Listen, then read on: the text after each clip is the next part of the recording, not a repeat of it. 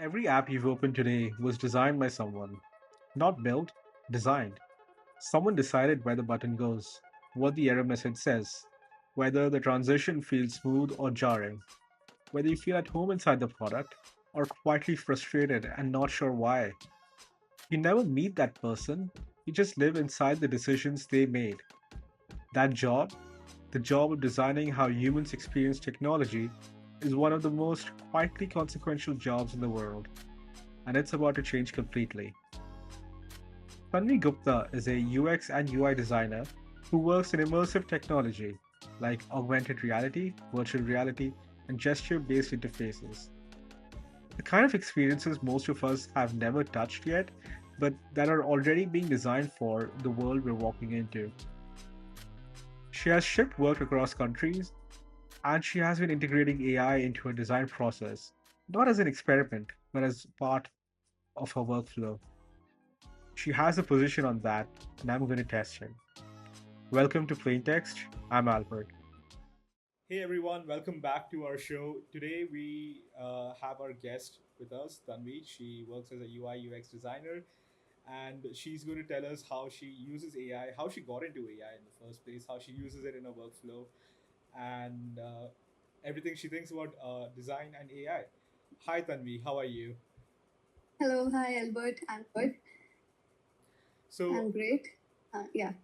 yeah, so since our last conversation, I've realized that you have experience in designing immersive experiences, and you've also started using AI in your workflow. So, Yes. uh, can you tell me about that? Okay, so I'll start from the beginning. So basically, I'm a UX/UI designer with 2 years of experience in immersive tech, which is basically AR, VR, gesture-based interactions, AI interactive experiences as well. And when the AI has actually grasped onto my design flow and design work on a very steady scale. I would not say that I as a designer quickly adapted into it. In the start, it was just researching on ChatGPT or Gemini and stuff like that, and we as a designer really didn't trust AI because the image gen was not that great, and we used to get outputs that was not like human in like even the humans were not human like, and stuff like that happened in the start. So we were not completely trusting it. We were just looking out what's the update, but gradually there were like Nano Banana Pro came into picture, and it completely changed the dynamic of image gen, then video generation, and all those things came slowly, and slowly everything got updated, because that's what I'm trying to say is here, like initially we were like totally against it because it was not working out that great. So we used to always go for our daily workflow. We used to do it manually.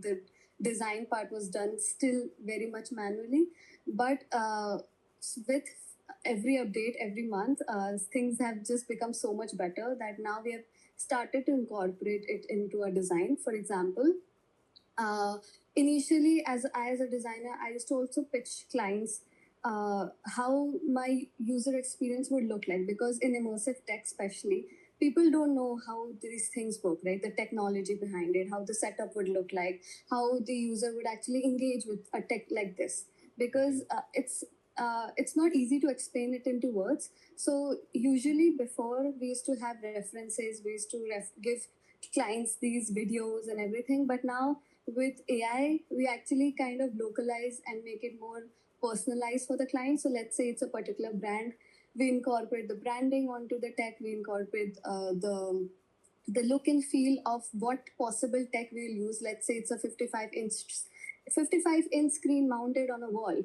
So we'll create a mock-up that is with a TV screen mounted on a wall with the UI that looks like of the clients, with the branding of the client. And let's say if it's a client from Dubai, so we'll put up a user which is more culturally relevant, wearing the cultural attire. So it gives the client more hands-on and more realistic view of how the user experience would be and how the tech would be. If it's regarding VR, then we'll put up a VR headset, and the VR would also be Oculus Pro.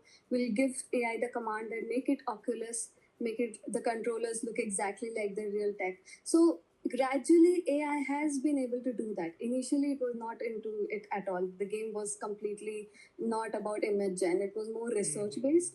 But now, even research, even the image generation, creating mockups, creating visuals, everything has been now converted towards AI. We are using it every day in and out, and our workflow has increased, our efficiency has increased, and it has actually helped us actually visualize things much better because of AI.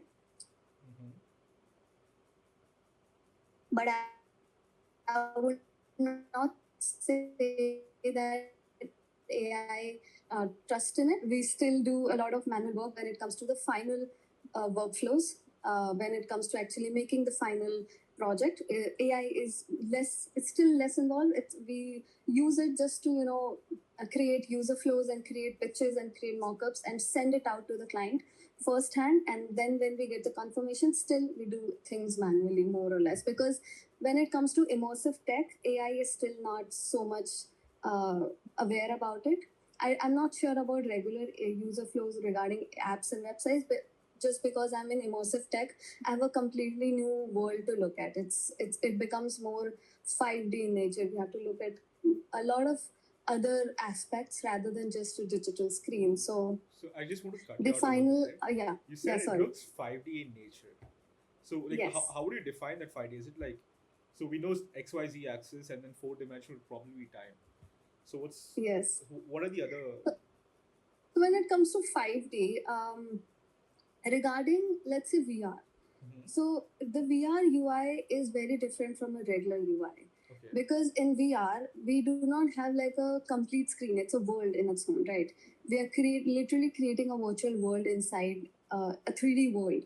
Now the 3D world would have a UI structure which is very different from a normal website or a normal app. We'll have floating pop-ups. We'll have things that are sticky. If I could give you an understanding, it's sticky. It's these things are fixed onto the screen on a certain specifications, like certain pixels, like okay, this is where the settings button would be, this is where the pop-ups would come as, and the world inside is still moving. So we'll have to look at many other factors when it comes to the UI. We cannot add so many UI features. We will keep things to the minimal because we do not want to add to motion sickness. We need to keep the learning curve very minimal, because a person who's using VR and traditionally and generally very always on the first basis, like nobody has actually had a VR experience, and I'm talking about the general public.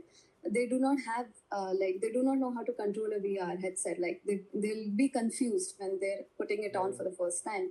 So we need to be very considerate of where these buttons, where the pop-ups, where every all the content is coming up. It has to be readable, it has to be minimal, so that they're not always reading and it does not always capture your whole view. It has to be smaller in nature, it has to come and go, and there's a lot of additional things that we need to keep in consideration. If our target audience is a kid or maybe a teenager, we keep our experience less, less text heavy and less, intensive. We keep the experience more nurturing in that Yeah. sense. So a lot of other factors come into play. I'm not just placing buttons just because it is there. I have to consider a lot of things, and I have to consider the client's needs, and everything comes into play. So I cannot give all of these details to an AI and ask, give me a user frame. AI would just not be able to do that. It can give me smaller elements, like right now we do use AI to create like pop-ups. We do create pop-ups, but again, I as a UX/UI person has to place it and has to make the decision where certain thing will go, how it will come into place, what when a user clicks on something, then what happens. So all those decision making and all those planning as a user flow happens from me only still. No AI has been involved yet, but it AI only up till now. I would say AI has been, there are softwares where you can create wireframes. So yeah, AI at till that point AI is being used.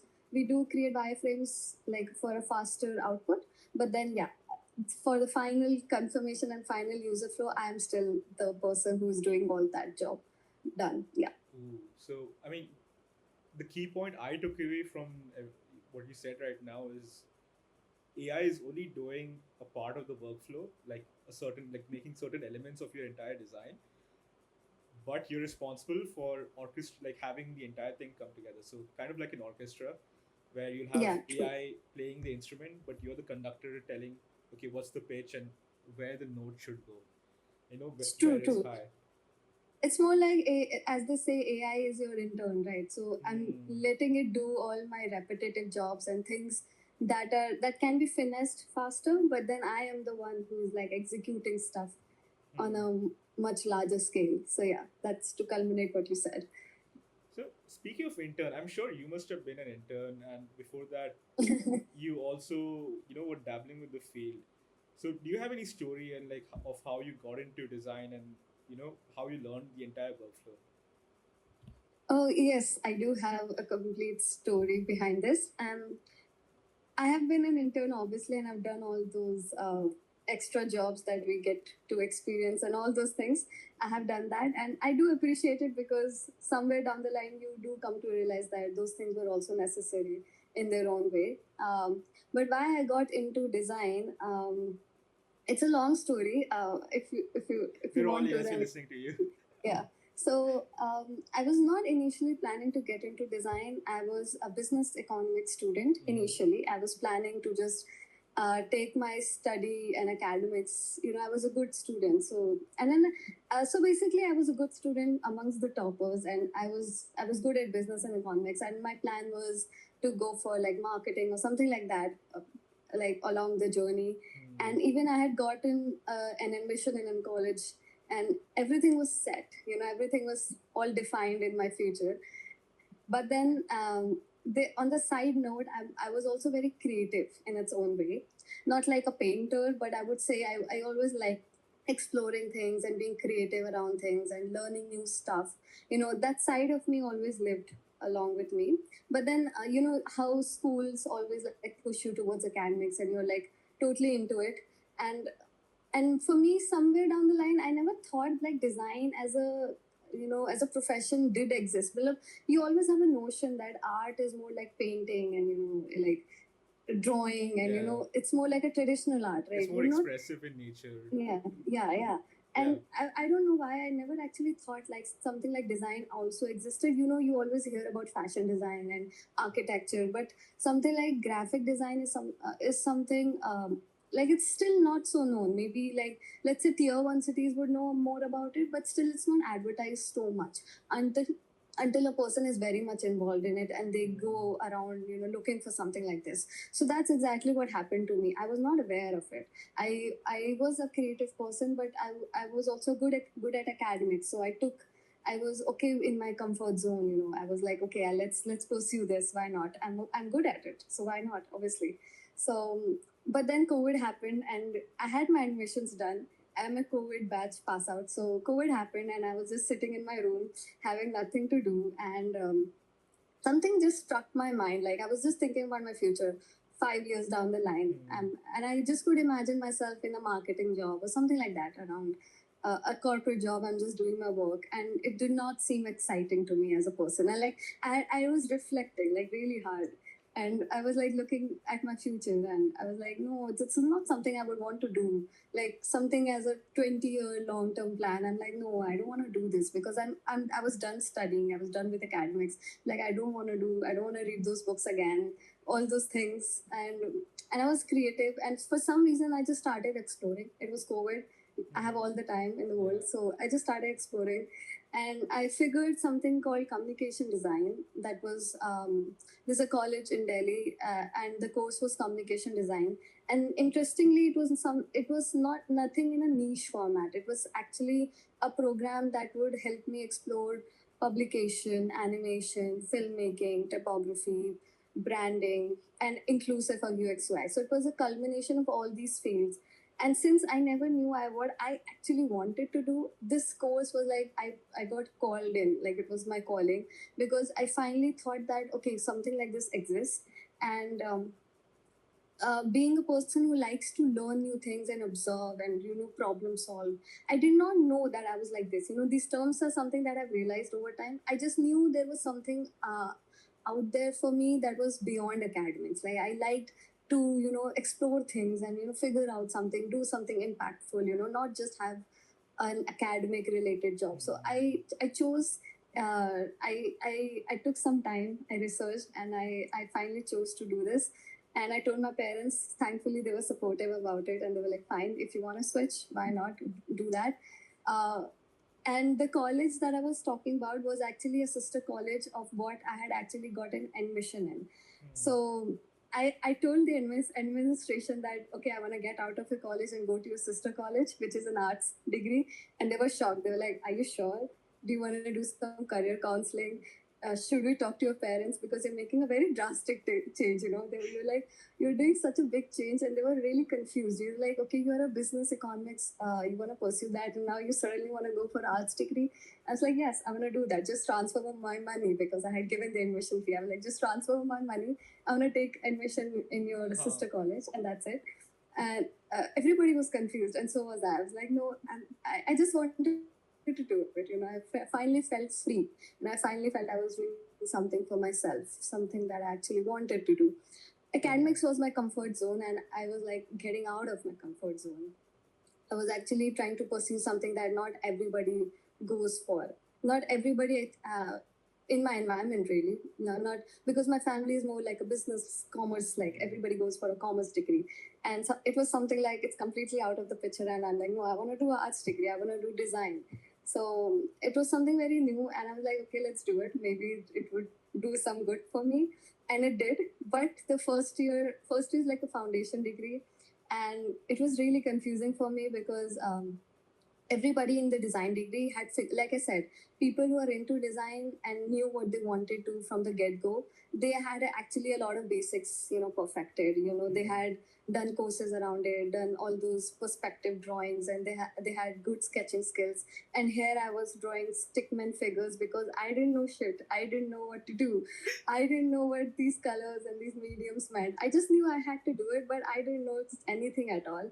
And suddenly, in my first year of my college, it was online also on top of that. It was COVID time. So suddenly I'm alone, isolated, and I went from being the top 3 student in my school to being the bottom 3 in my college. It was a sudden fall in my life. I was like, I'm suddenly seeing things from the perspective of somebody who's like a backbencher and who is like completely lost. Like, what am I even doing? And why do I even have like a saw in my hand? Because in foundation of a design college, you do all sorts of random stuff. Like they actually make you buy a saw and cut wood, and and actually keep on drawing circles on a page like a child. You're just going around doing stuff. Yeah, you're sketching on papers, making bigger circles, smaller circles. These are all exercises that a design school helps children actually get into the design mindset. And I was like, and I coming from like, it was a really random switch, right? So I was like suddenly in the mindset, like, what am I even doing? Why am I drawing circles randomly on a paper on a random day? And I was like, did I do a really big mistake? Was this a big mistake? I'm suddenly it was a big transition. I'm like mixing paint, I'm cutting wood, I'm dipping paper in wax and making something like a sculpture or something. And I'm like, what? This is a complete different realm, but it was actually a complete necessity because in hindsight, it was actually making me feel like a child again. I was like doing things with no reason. I was like getting into my like, how do I say this? It was like a very childlike experience. You're like not doing things because you wanted a good output. You're doing things because you're feeling like it. You're just doing it. You're getting into the realm of designing and experiencing the world, observing things. My observation skills have like maxed out since my first year because I have actually started to see through people, see through objects, see through the nature, observe things, because that's my job, right? I need to understand people, understand their experience, be empathetic towards people, understand their pain points, and figure out the problems and then solve it for them. That's where user experience is, all in all. And to get into a mind like that from a very robotic and academic like structure, we were just studying and figuring out your marks and getting into a corporate and figuring out competitive exams. It was a completely new way of looking at life, which was extremely beautiful now that I look at it. at that moment I was like, I'm crazy and this is COVID. This is like, I'm isolated, I'm going crazy. Nothing is working out. I used to get so many scoldings. I used to get so many bad comments from my teachers, and it was nothing that I've experienced in my school because I was a topper. I didn't get those kind of comments. It was a completely, I would say, like a complete 180-degree in my whole life. Like everything has been a complete shift in every possible way. And it was unique, it was different, and but I still took it as a challenge. By the end of my first year, my teacher was, talking in the meeting, and she was like, Tanvi, I do respect one thing about you. Even though every day I used to scold you, I used to like give you commands in front of like 50 or other odd people, I still made sure that I would come the next day and get this same sort of comments again to me, because I was really, persistent that I wanted to learn. I wanted to get those commands because that's the way to learn, right? So she did commend me on that, because I could have easily not come online. It's online, it's everything online, right? So I could have easily skipped it. I could have easily not come online and skip my classes, but then I made sure that I do. I made sure I got those comments, and it actually helped me. So from my first year to my fourth year, it was a journey itself. I was figuring out what I wanted to do. I was, using my summer vacations to learn about design, because that's something I was like, I had not catched up on compared to my, classmates. They had done their homework. They do know what the stuff is all about. And I used to take out that time to figure out stuff. And by the fourth year, thankfully, and with all my hard work, I became the topper all over again. I was Yay. acing all my things. Yes, I did all those. I did the hard work. Those 4 years were my biggest, contributions to my skill set, because it's a completely new realm to get into. And I also figured that, so the curriculum, sorry, was also designed in a way that you, by the fourth year, you actually get into a niche. So while I had explored branding, typography, all those sort of design areas, I figured that UX/UI was my calling. It is something that I always wanted to do. It's my in my innate nature to figure out problems and be empathetic to people and figure out a solution and design something around that. And that's what I did. I became a UX/UI designer, and along the journey, I also got into immersive tech. And this is where I am. Yeah. So, Tanvi, you told me that you got into immersive tech towards the end, and that's the niche you decided towards the end of your final year. Like, and during COVID, I recall that metaverse was a very big thing. Like, people were always Yeah. thinking around the metaverse. I think Apple Vision Pro came out at the time. I don't know, but Facebook made a very big hype around it, and even in my college, when we were making events, we made sure to make it in the metaverse, and looked super cool. And eventually, it went Yeah. bust. So, did you dabble with the metaverse, and what was your experience like? So honestly, during COVID, I had no idea about metaverse. Like I might have like smaller bits of it, but I was not interested in it until like I had a hands-on experience around it. So basically, in my, I would say, third year, Mm-hmm. yeah, around in my third year, one of the UX projects was aligned by my college to design a metaverse for their own grad show. Like I was in my third year, so the fourth year grad show. So they asked us as the juniors to design a metaverse that would be actually a grad show for the college itself. So, when you say And grad show, it's that's like the convocation, right? yeah, like their College final, convocation. fourth year, like they wanted to graduate, and that's where they present their project, like the final okay. major design project. That's what we call. So that's a grad show that happens for seniors, and us as like the immediate junior, which was in us in third year. They wanted us to design that because we are the one actually handling the whole event and everything. So that's when the UX project came in, and me being like a UX person, I was like, okay, let's get into it. Let's figure this new tech out. And we were researching a bit around it, the constraints. There were a lot of constraints. There were a lot of things to figure out in terms of the tech and how we can handle like a batch of 100 people and their projects and their content on a metaverse, and how heavy that kind of a software would be. and if it can be accessed via people across India. So the main reason behind for them to do that was because they also knew that parents and family relatives could not, travel to Delhi to, access to the to have access to the grad show. So they wanted to design a metaverse, being the hype of that time, and so we had that chance, and I dabbled into it. I liked it. I really liked it. And it was not just the metaverse. We were also allowed to visit a company in Noida, which was supposed to design it, like the execution, the developer, right? So they had connected us to the person, like the company who would actually do it. And it's when I had actually visited that company. And so basically, one of our super seniors worked there. So it was all a connected kind of a network. So one of my super seniors worked there. So that's why my college also approached that company, and us as students had the chance to visit that company because my super senior wanted us to explore the how things are and wanted to explain things in much more detail to us.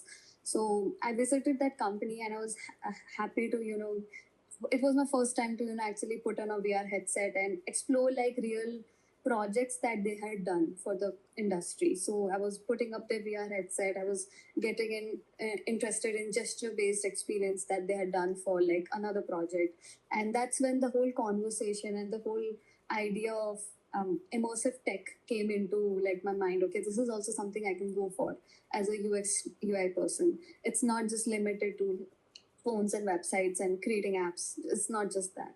So that was one major, point in my life where I had started considering metaverse. Before that, I don't think so. I even thought about it. I'll be very honest. I didn't have that kind of inclination towards it, even though like Vision Pro was like a big thing at time.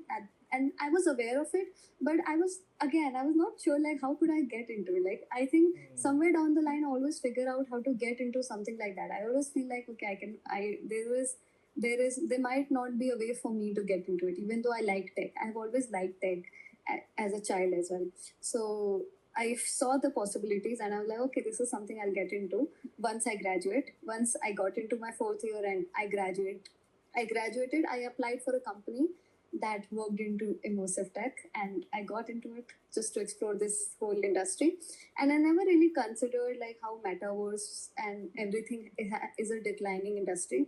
I don't know why. I never actually thought about it. I always just wanted to learn immersive tech and how I could add to it.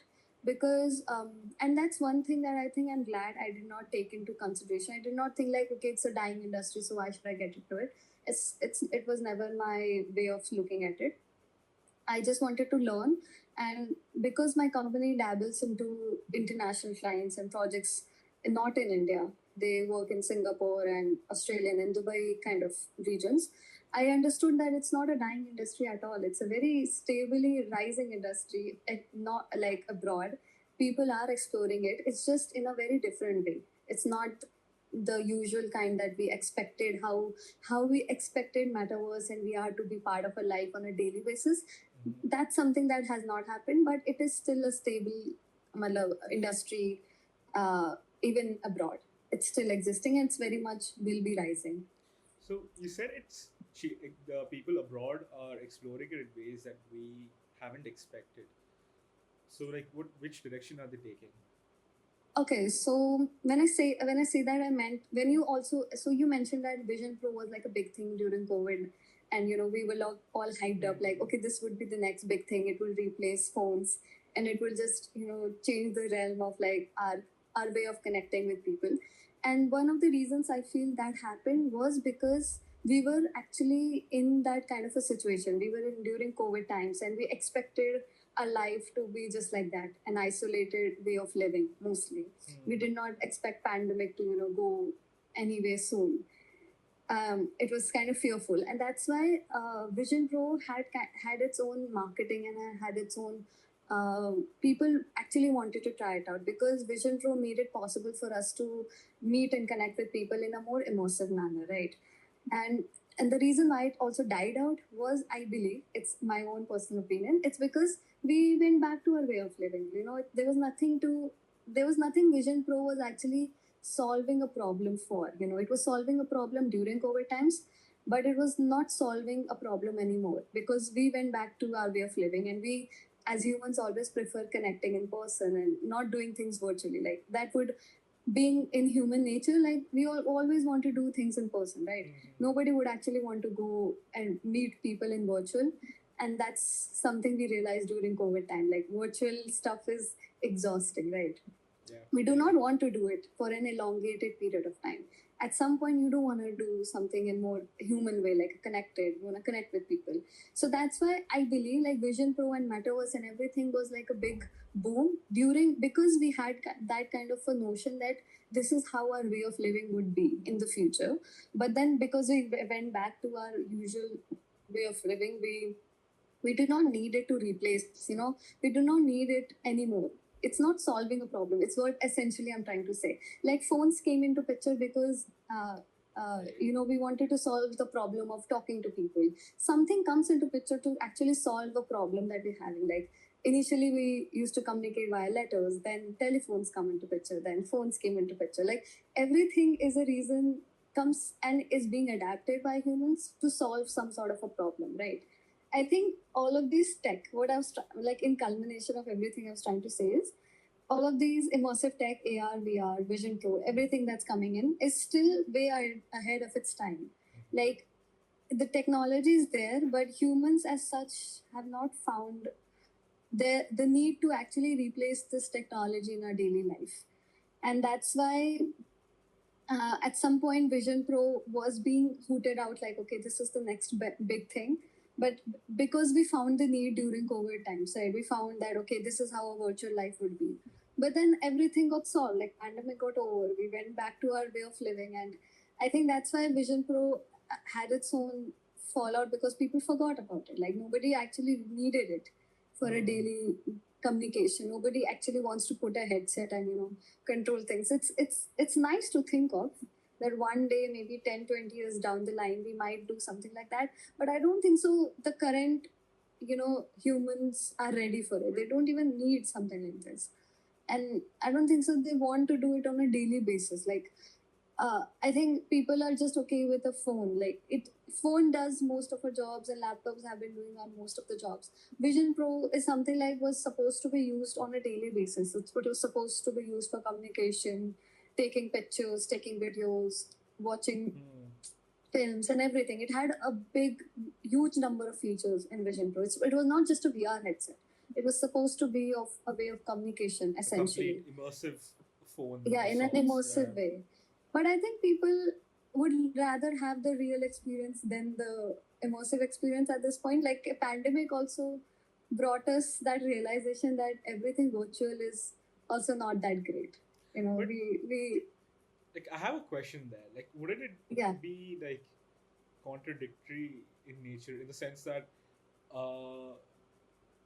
Apple has released the second version of the Vision Pro? Like, even though it's Yes. not a big upgrade in any way, but there are a lot of hardware improvements. It's a lot easier to use. And coming back to your the introduction where we talked about you being an immersive experience. So Vision Pro is also an immersive experience. So would it not be that okay, it's not something that people want, but you're still designing UX for that, or Apple is still betting on that? Yeah, I think because they're betting on something that might be, be something that a future generation would like to have. What I'm trying to say is the hardware is still bulky in nature. It's still something to get adapted to. There's a lot of other technical feasibility and other things that comes into picture. Like that's what I'm trying to say. Nobody wants to put in a headset and have like a battery, I think, on the side. Right now, I think that's the tech that Apple Vision Pro has, and then you control things. It's still a bulky stuff to take around and interact with. I think maybe down the line something like Meta Glass, Meta glasses with AI, really thin right? frames, yeah. Yeah, so it's much more comfortable, and it's actually adding to what we always do. We always wear glasses, right? It's not something additional, it's not something new. It's actually adding to our human lifestyle. We have glasses. It's just that you buy this glass which has a camera, it has AI input now, and then you have a new way of it's a layer added on to your everyday life. That's how UX also works. UX is not like UX. UX works mostly when it's like adding to how humans are more familiar with. Like you're adding just something smaller and something that humans are more comfortable with. You are making the user experience better, not not actually making it worse. That's what I'm trying to say. UX makes things better and brings solutions to a problem that is easier to adapt to.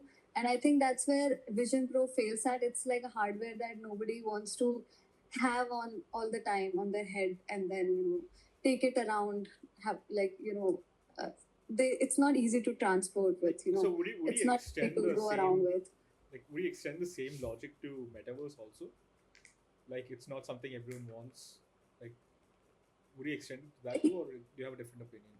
Somewhere down the line it is, but it's also about the use case. Vision Pro is something that you'll have to buy and you'll have to use and you have to put on, right? That's what Vision Pro is essential. It's a way of communication. It's a new way that humans will have to adapt to at some point, maybe in the future, but not right now. Like people are not willing to do that. And maybe if the hardware is much easier and much less bulky, less easy to adapt to, it's easier to take around. All those things are being solved. Maybe if when it gets solved, people might be open to it. People might want to do it because uh, when I say all the tech, like every phone and everything that came into picture was because the original thing was not easy, or not, it was actually adding to the problem, like writing letters and getting a reply like months later, and having a telephone. Anybody would go for the telephone, right? Because it's solving a problem, it's solving something that has friction. Right now the friction was not communication. People are okay with communicating, and we have like Google Meet, like we are communicating. We don't essentially need to have a headset on and communicate. Maybe in the future something that actually leads us to that point where we want to do that. That was one hinge was COVID, one hinge was pandemic, where we thought maybe something like this would work for us. But I think that's why there is a fallout. But with a development in technology, maybe the hardware and how the user experience of that particular product is, maybe down the line we adapt Vision Pro. I think there would be a need. There would be. I'm not essentially saying it's bad. There would be, but maybe somewhere down the line. And when it comes to metaverse, as you said, metaverse is also essentially right now more like an edutainment place, more like a gamified place.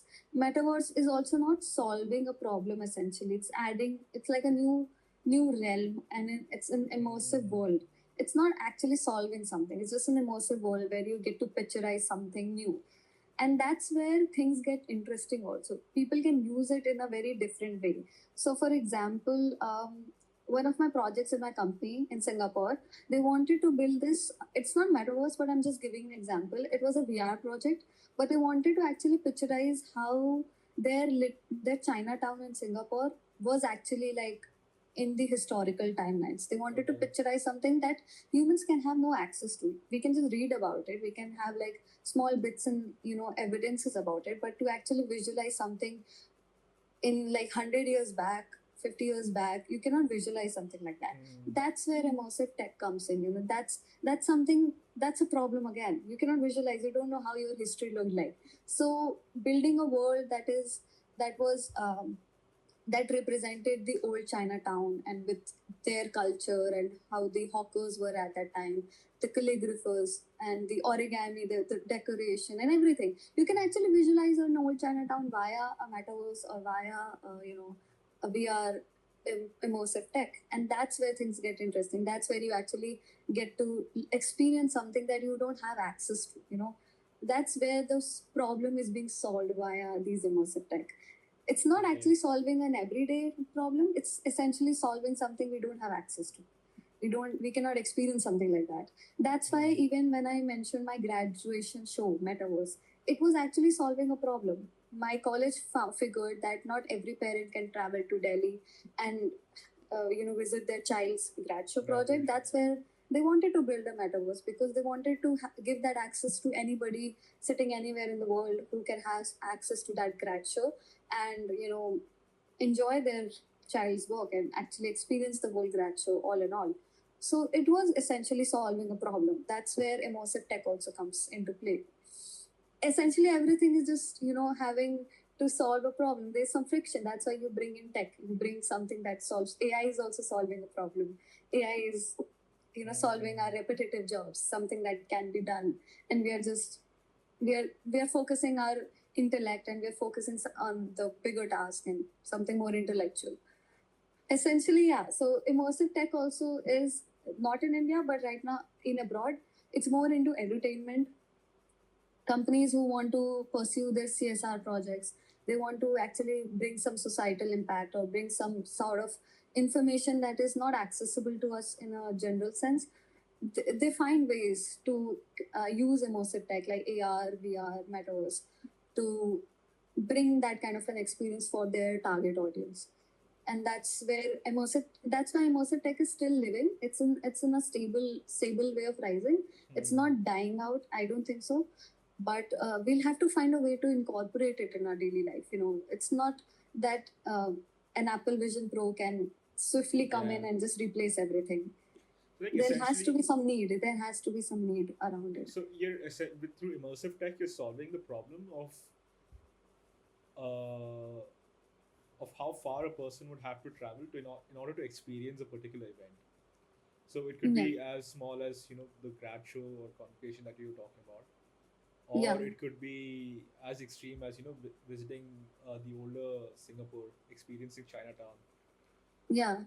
There have been like other sort of fun experiences as well. Like a company who's launching a new product would want a metaverse or a twin, Digital twin. a metaverse, yeah, digital twin for their own stores, and they would just line up their products, and they can just give out that access to users around the world, and anybody can just access to it. So it can be used in multiple ways. That's where immersive tech comes in. They're solving the barriers of language, solving barriers of geographical barriers. People can come in. People can experience things that are not actually there. They can experience products. It can be much more immersive, and it can get much more fun. It's a more culmination of entertainment, gamification, and information. It's becoming a combination of all these things. It's So, what right does now. the UX look like in this immersive tech? Like you're building for experience, clearly, but there are certain things you might have to keep in mind to understand. Oh, uh, these are the things that I'll have to do in order to give the user the best possible experience.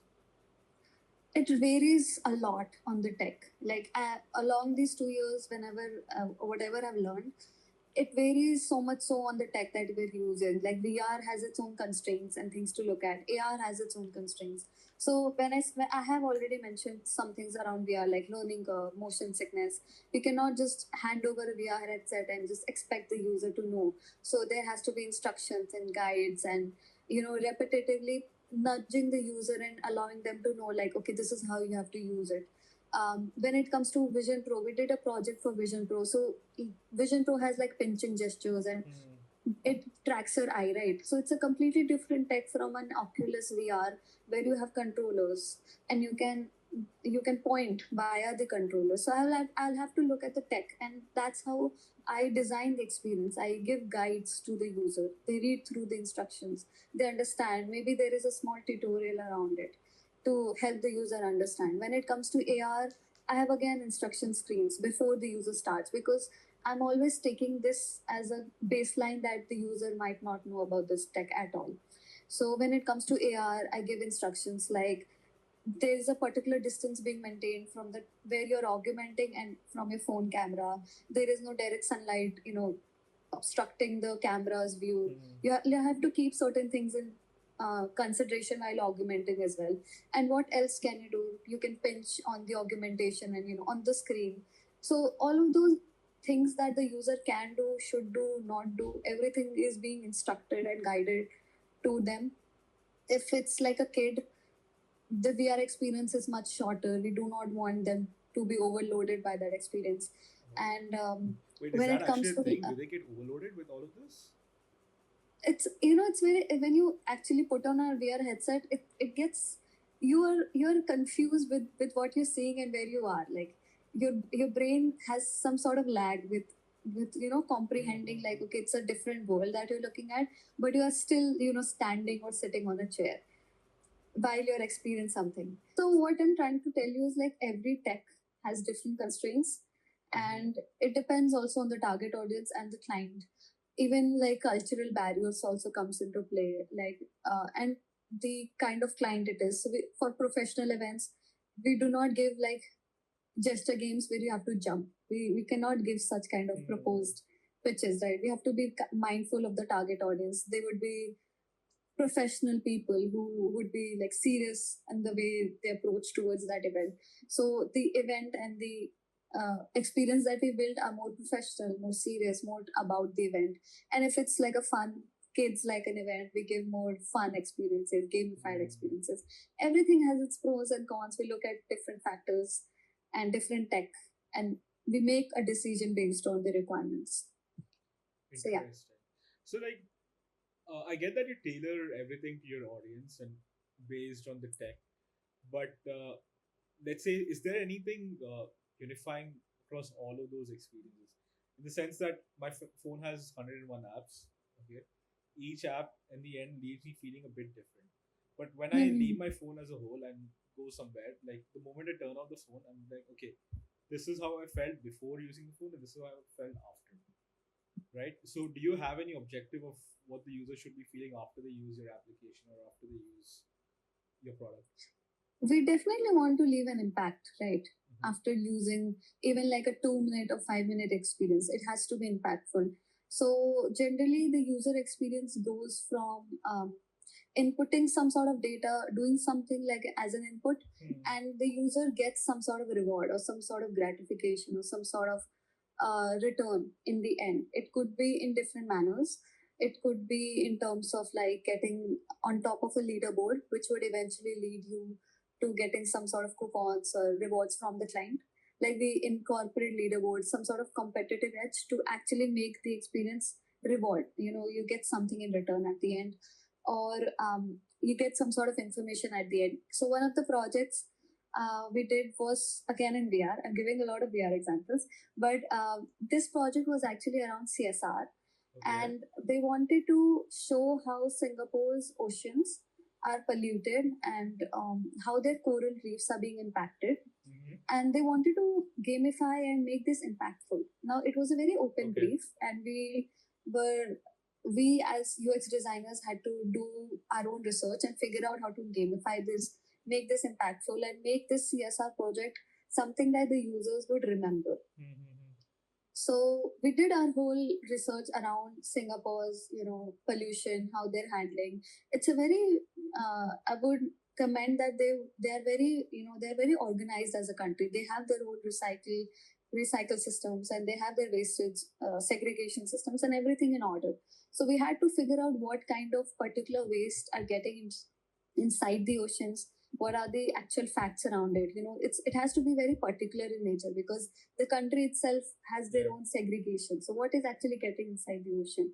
So we figured out the particular types of waste that is getting inside the ocean, real facts around it, and got our green flag from the client itself. We shared our data, and the experience was built in a way that we allowed users to scuba dive or maybe deep dive into the ocean in the VR, and they start experiencing oceans at different depth of levels. Essentially, the ocean is very dirty in the start. You can see all sorts of pollutants. You can see plastic bags, you can see cigarette butts, you can see so many things. Maybe on the surface level, there is oil spill and everything. When you get in a 5 meter or 10 meter depth, you see fishing nets and you see other sorts of pollutants. You get the more user controls and goes into the depth, they start interacting with these pollutants. They start clicking on the pollutant, get to know a fun fact around it, some facts around it. And while they're actually interacting with these pollutants, they're actually collecting the objects as well. So essentially what they're doing is they're interacting with an ocean experience that in real life no human would take a dip in. Nobody would actually essentially take a dip in a dirty water, dirty ocean. They are also interacting with pollutants. They're collecting those pollutants, and they're learning more information around it. And while they're doing this whole thing, it's a gamified experience. The more they collect, the more the water gets clearer. So let's say we have put like there are 20 pollutants you have to collect. once the meter is up to 10, you can see the water is halfway clear. Once you have collected 20, complete all the pollutants, the water gets completely clear, and you can see the coral reefs, you can see a healthy marine lifestyle, right? Something like that, which one would never be able to experience in like a 2 minute time limit, right? You have gone from a dirty water, you have collected the pollutants, you have seen the water go from dirty to clear, and at the same time, you have interacted with tortoise, you have pet the tortoise, you have interacted with shark or something, the fishes are moving around you, and you're actually immersed in that experience. So, what I'm trying to tell you is that uh, the whole point of this experience was to give them an experience, but the user have taken away a way of looking at something like ocean pollution and water pollution and air pollution. We are taught about it. We have all sorts of knowledge around it. We know what goes where, and that's why it gets polluted. But the thing that the user experience was actually cleaning it through and through, and actually understanding how dirty it was before and how it can get better, how we can do our bit of, by doing a bit as a human, we actually cleaned something, we got the information, and we got the reward. We found something, we did something much more fun. The reward was actually cleaning the water and interacting with the marine life. It was fun in what, like 5 minutes, 2 minutes time. And that's what an immersive tech gives to you. It gives you an experience that you would not generally have. Like with immersive tech, you open a realm where you would not actually go for. Like it was something that you actually did not think through. And that's something you experience, and that's when you understand, okay, this is something that I could have done. These are the inputs, and this is how things work. Yeah. And that's actually crazy. So, what were the people around who used it say about this experience? Like, what This was was a your CSR reaction project. It and was your reaction and like the people who used it, people around you who used it, what did they think? So we as designers, I was the more in control of this project. I would not say the sole controller, but I really loved designing this experience because I knew what I was doing, and there were inputs from my seniors as well. But all in all, we as designers want to solve such problems. It was an open brief, so we had to pitch it back to the client, and we come to a common ground. And obviously, when I designed this whole experience, I know what I'm trying to do. I know how I want the user to flow from each depth, and how I've designed and how I've placed everything, from like oil spill to cigarette butts to straws to plastic bags to even industrial waste pipelines on the ocean bed. I have researched, and I know what I'm doing, and I know what I'm placing, and I know it will be an impactful experience all in all. So for me, I am always happy to deliver something like that. But for the clients, it's an event. It was an event for the CSR project that they were doing, mostly professionals, and they are experience something like this. Their experience is diverse. Not everybody is interested in sustainability, and not everybody gives so much about it. People who are actually, and honestly, it would be impactful a little more because Singapore as a population is more aware, and they as a citizen also take into consideration of what their actions lead to. So that's why this project was impactful. So, like, when you're designing such workflows, right? Like, let's say you have to build something like this again, not sustainably. Let's say we're trying to get into ancient India, and we're trying to understand how the people lived and what they did. So, what would your workflow look like, and with all the knowledge that you have today, how would you approach the project? Um, there has to be some risk constraints to build first. We'll have to research and figure out a storyline. It's always about a storyline. Like we want to build something towards a goal that we're trying to achieve. So we have to build a goal. Ancient India is a very vast topic if we start off with that, right?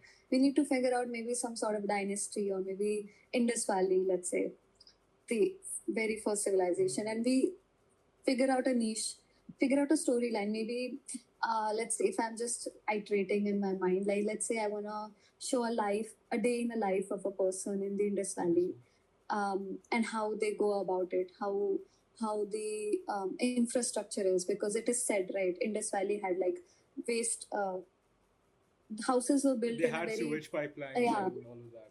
Pretty advanced. pipelines, Yeah. and the cities were built really well, like much better than today.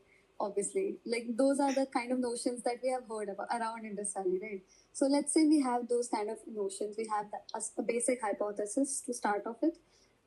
Let's say we build a storyline around a person living, a man or a woman, whoever, uh, a day in their life, and we walk. Let's say it's a VR experience. Are we going for a VR experience? So if it's a VR, we might show a person walking through the streets of Indus Valley, and it's in the POV of me being the person. Like I am the person, and it's in my POV. I'm looking at every other person, and it might start off like there are certain hotspots. So even in VR, we have to restrict a certain amount of interaction. We cannot just allow that you can go in every possible house.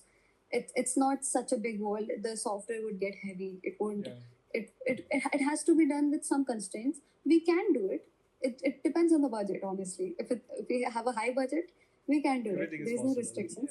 Let's say we have an average budget to go for. So we'll have hotspots to it. We'll have certain hotspots where the user would click and interact. Maybe they get inside the house, that is one possibility, and then interact with the house, or maybe they click on a hotspot where they start talking to another person. So that person is like coded inside the software itself, and they have certain dialogues. They'll say, "Hi, how are you doing?" in Hindi, and they're having a conversation. Maybe the person, like, let's say, let's take you to a potter, and we'll show you how we create utensils in my home, let's say. So those kind of experience, and this experience could be done in a video format. So let's say the potter who's making the vase, it's more like a looped video. So it starts playing the moment I click on OK. I say okay, let's go to the potter.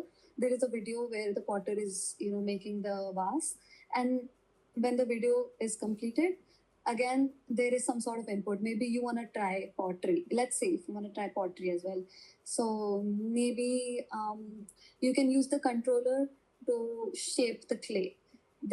These things can be done, right? You're shaping the clay, the wheel is moving, you're just using the controller to shape the clay, maybe something around that.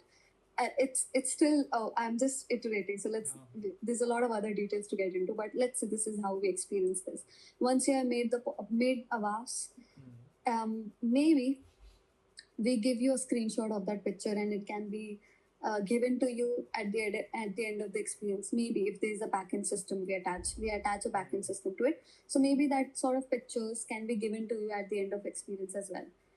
So, and maybe there's a camera button on top. If you like a view, you just click on the camera button. It gives you a snapshot of that picture, right?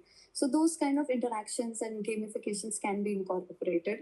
It's a complex thing, but if we can add a backend system to it, we can store your data, limited data. I'm not saying way too much, but maybe some sort of data can be stored and given to you at the end. And that's how you go about the streets. You click on, how you go into Google Maps. You're looking at different streets. So not Google Maps, Google Street World View. View. Okay. Yeah, yeah. When you click on certain streets, I'm just adding more details. Okay, so you click on different seats, you go into different houses, you interact with different people, you look at different things happening. Maybe there's an interaction of birds and animals as well. Maybe it's a forest. It's a vast forest. You get in. So anything and everything is possible. Like you're exploring a new world. It's like literally a world being built for you, and you're getting inside of it. The the budget matters. If it's a good budget, you're interacting in a very free flow manner. If it's a low budget, we restrict the exploration. We put up hotspots, and we allow users in a very systematic workflow. We allow them to go from one step to second step to third step. If it's a very restrained budget, then that's how we align the. So basically, it's a storyline. Either it can be a free flowing storyline, or we actually place certain checkpoints that you have to go through, and then you experience the whole story. Yeah. So I want to circle back to our first question that we had, where we were talking about AI and you being a designer. So from what I gather, this workflow is very long and can be tedious.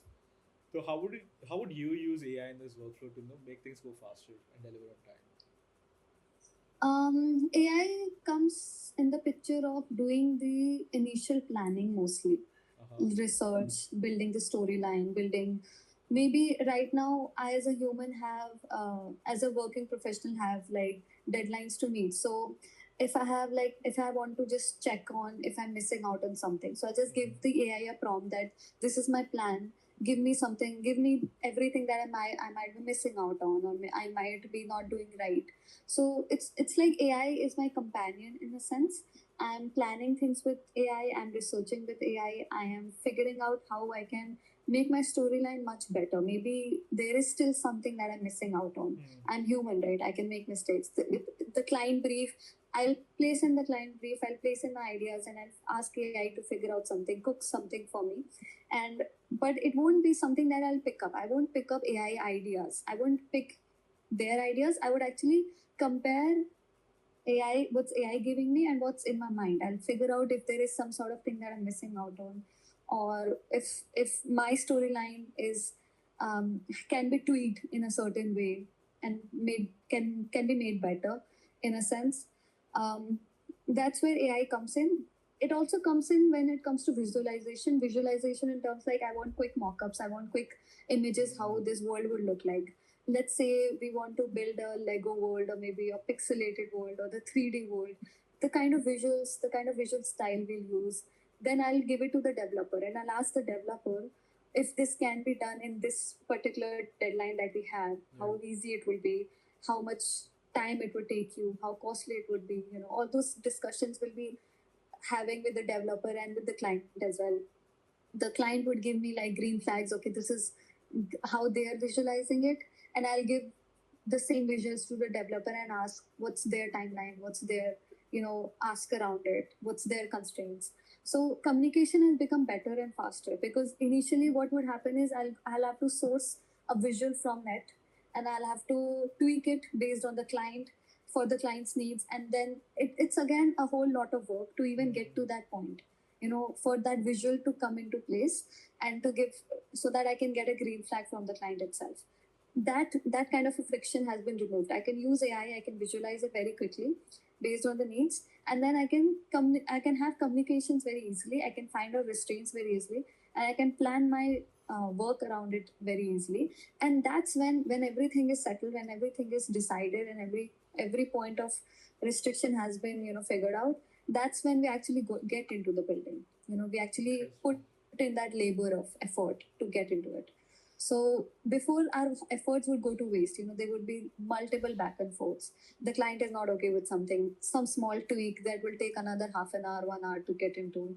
We'll have to source something from the internet that is not exactly looking like what we want, right? A lot of things happen, a lot of back and forth manual labor is happening. Right now, I can just feed it into AI and ask AI to make it for me, so that the developer is also aware that how and in what direction this project is getting into, and he is also like he also has a sort of plan in his mind. The client is okay with it, and there is less friction, so that even in the later stages, the client cannot point out like this is not what we wanted because we had the visuals in place beforehand, in the first book itself. We have removed all those kind of frictions, and when it comes to development, it's a buttery flow there. We know what we have to do and what we have to execute in a much better manner. So, like, essentially, you're building a much efficient multimodal communication. Yes. Like, that's what AI enables you to do. But, like, yes. Have you tried experimenting using AI as a UX with the user? In the sense that, like, if the newer games that have come out, they have some sort of ML models in them and that interact with the user. So, with the advent of LLMs, you could actually directly plug them into games and have users interact with them. So, have you tried using AI as a UX feature for like with your users, or have you experimented with that? Yeah, since like Claude Design and all of these MCPs have come into picture, I started exploring them. It's what you meant, right? When you said No, like AI interacting with the user is part of your immersive experience. oh, acha, that is also something we do. Yeah, that we do. There are different ways to add the AI layer to interactive experiences. One is AI avatar. So we train an AI to a certain context. Like, let's say regarding the, so basically AI avatar is a concierge. So basically in the start of the event, people can approach this AI avatar and learn more about, let's say, the brand or whatever they're launching or whatever the event's goals are. So we give the AI avatar, we train the AI avatar around that context only, around the brand, around the, their database. And that's when users can talk to the AI avatar, ask questions, and it will only give answers around those, context. It would just not hallucinate and make something up. It will give answers around that itself. So that's one way where users interact with AI, in AI as a layer on top. Okay. AI in terms of uh, AI is like a very vast, realm. So we use it in a very constrained manner. So there is another way to use it, is to always give AI the context. We do not give, complete open hands to the AI. There's always some sort of context it's constrained towards, right? Because we do not want AI to give anything, and it might just be hurtful to the user or maybe hurtful for the brand, etc. Many things can happen, right? So there's always some sort of constraint on AI. Another way was to use AI as an analysis tool. So basically, there is a project that we do where AI as a AI from a camera, sensor based camera. It's actually takes in data of your micro interactions while you are interacting with the screen. So there's a camera on top which is taking in all the data of your micro expressions. It feeds it into the AI, and AI creates an analysis by the end of the experience that you were happy, you were sad, or maybe these are the things. These are certain parameters on which we can define it and give you certain, maybe tips, tricks, anything. Maybe it can give you a quote of line or anything around that. So that's one way to make an experience more interactive. When it's about maybe a product of a brand, and they're interacting with that product, their micro expressions are being recorded, and we tell them this is how you feel about this product. Or maybe it's just maybe sometimes it's just pictures. We feed users pictures, and let's say they get excited about reading books and they get less excited about clubbing. So we tell them you are more of a certain aptitude kind of a person, you like these kind of skills based on their micro expressions. We feed them a lot of photos. These are just some interactive experiences with AI layers. um, we pitch these a lot, like let's say we give you a screen where you can build your own AI music. So we have certain defined words. You click on the word that you want to build your AI music around, let's say happy, any adjectives, all sorts of adjectives. You click on the keywords that you like, and a mix of these keywords, AI would know that, okay, if the user has clicked on exciting and happy and slow music, then this is the kind of music I'll build for that user, and they can listen to that music on the spot. Yeah, all of these kind of experiences. Even like um, live drawing is one of AI. What AI does is you draw a random. Let's say I draw a stickman figure, but what AI does is enhances it in terms of image generation and gives you a very enhanced and a very high fidelity version of that image. So it's like you draw something, you give this like a prompt, and you get a very. If I draw a very basic lotus, I'll get a like a wallpaper, uh, like lotus at the end. It's like AI drawing. So basically, you get AI. AI is image generating your drawings into a much better image as a final output. A lot of ways can be like. I think it's an endless. Endless possibilities are there. Yeah, endless possibilities at this point. We incorporate it depends on the client briefs and whatever is Okay. pitched us to us. Like, okay, this is the problem, So, like, has there been and an that's yeah. instance like, sorry, you were saying? No, I was just saying it depends on what kind of a problem that we're facing. It depends on the needs of the client and the event. We figure out how AI can be incorporated in, and there are many more examples that I'm not just mentioning. There's a lot of ways that we incorporate AI in their interactive experiences. Some of them, which is like what I mentioned. So, like, has there been any incident where, had you not built it using AI, it would have come out in one way, but because he used AI, it came out in a certain way, and it was much better than what he had thought. Yeah, there's there's in a way there's both way to look at it. AI can complicate the whole experience as well, Hmm. and but AI can also solve a problem. So we do not actually place AI all the time. We Okay. refrain from it because it's still a growing tech, and we always need to be very mindful of what we are putting into the software because ultimately it's about the client.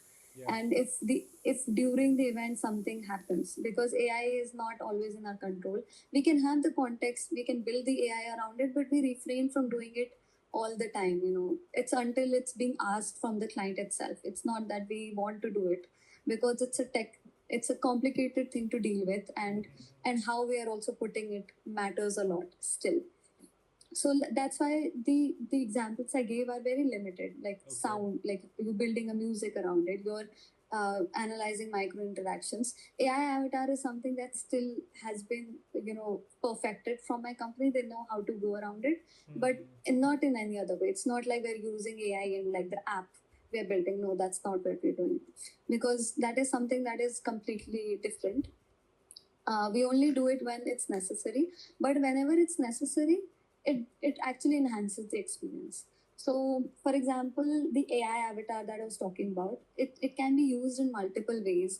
A school wanted an AI avatar for like for like parents visiting the school and who just want to ask endless questions. So an AI avatar can be helpful because it can give various amount of answers and in-depth answers because the avatar is trained on the data of the school. So that is something that solves a problem. We don't always need a human to just keep on answering questions. A parent can be free, and they can ask anything. They don't even have to be guilty about asking questions. They can just free flow it and ask the avatar anything and everything they want. So that's where an avatar comes in a nice, it's a nice solution to have. Okay. Another thing was like, let's say there was one project that I was working on was RFID touch tables. So basically these touch tables have RFID sensors, and if you place a block or any particular object, it senses whatever has been placed, and the moment it senses, it redirects some sort of content on the table. So it creates, like, maybe if I place a car and it has an RFID sensor attached to the car and the table, they both come in contact.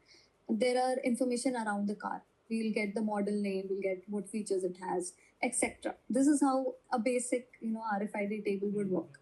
But we enhanced it with an AI avatar. So basically, there was so much information to handle, and there were so many sub options. We wanted to actually give it a nice storytelling format. Like, we wanted the avatar to guide the users as well, because we did not wanted the users to feel like overwhelmed with information. So the what the AI avatar does is, it's that she comes on the screen and she's like, okay, you have placed 2 of these blocks, 4 of these blocks are still left for other realms. So you explore these, and since you have placed these 2 blocks, I would recommend you to go for this as the next option. So in certain ways, avatars, guide users when there is too much information to go around with. It will tell you, okay, these are the things you asked, so maybe this is something that you would be interested in the next also, because it's also analyzing what you're asking, right, at the back end. So it's also giving you responses based on your questions previously, and it's giving you tailored and personalized responses around that as well. So things around that, the experience get obviously gets enhanced with AI, but we do refrain it. Like, it has to be done in a very constrained manner, and we know how we are putting it and where we are putting it. It's still not free flowing yet. I hope I answered your question. Yeah, but I have a lot more questions around this. Okay. Okay, so you've been working a lot with AI, right? Like, you've used it in your flow, you've used it as user experience, and I think one of the drawback was you need a lot of constraints to be added to AI so that it can actually do the job that it's supposed to, right? Yes. So Yeah. let's say I were a senior designer, a UI UX designer, and I set in the constraints. right? Would that AI be able to take a junior designer's job? Hmm. In what sense? In every sense, like complete How completely replace them, takeover. like the way you would with junior engineers, software engineers. I'll have to think about it. To an extent, yes. It can do repetitive jobs, but a junior designer, it's a human all in all, and I don't know how to answer this. Uh, so basically, it can do a lot of jobs like social media post generation and all those researches have become much more easy with AI right now. Like it's at a touch of a button at this point, and you can train AI based on design systems also now, and it can copy those designs and create visuals around the design systems. But at the end, we do not want to give AI the complete hold of creating final outputs. There has to be a human involved who creates an interference. Oh, that's why you have the Always. senior designer, right? That's the job of a senior designer, but um, yeah, that's why I'm finding how to make this like, because in our job, I don't know, maybe in general, UXI designers might, yeah, people can create websites nowadays, right, completely out of AI. But you need an interference from a UXI designer always to figure out what's right or what's wrong. Yeah. Because AI is still not doing a complete, a wholesome job at that. It can do, but it's AI slop at the end of the day. It's still not very regulated and very personalized towards the brand or what you're trying to create. A junior designer's job is to do all those menial tasks. So somehow yes, AI can take over that. But I always cherish a human mind. Even I was an intern at some point, and the way my mind works at this point compared to who I was like last 2 years, and AI cannot replace that. The kind of things I tell AI, like AI can give me suggestions, but then the moment I tell him that this would be wrong for this cultural or maybe this particular region and this particular human, it agrees with me. Like yeah, you're right. I was making a mistake, so let's fix this. So AI, even though we say like AI has a vast amount of knowledge, it cannot always replace the human layer of instinct and generational knowledge of things. In a way, like let's say I'm building up an immersive storyline with AI, it will give me suggestions. But the moment I'll tell them that okay, this is a Dubai based experience, and I want you to be culturally relevant. I want you to be very specific about their culture and their experience. But AI is still not. It can't It's connect still across domains, if I'm inferring. yeah, it Okay. still cannot do the complete job. There is a lot of points I as a human and my expertise as a human, like my complete experience as a human and my UX/UI designer experience. It's still a layer that I have to add. So what I'm trying to tell you is it can't replace a junior designer's job, but the mind that a junior designer comes with is also unique in its own way. We need newer generations and their input as well. A senior designer cannot relate with a newer generation. We need, some sort of a connection with the new set of people that are coming into the industry always. That's why new jobs get created, right?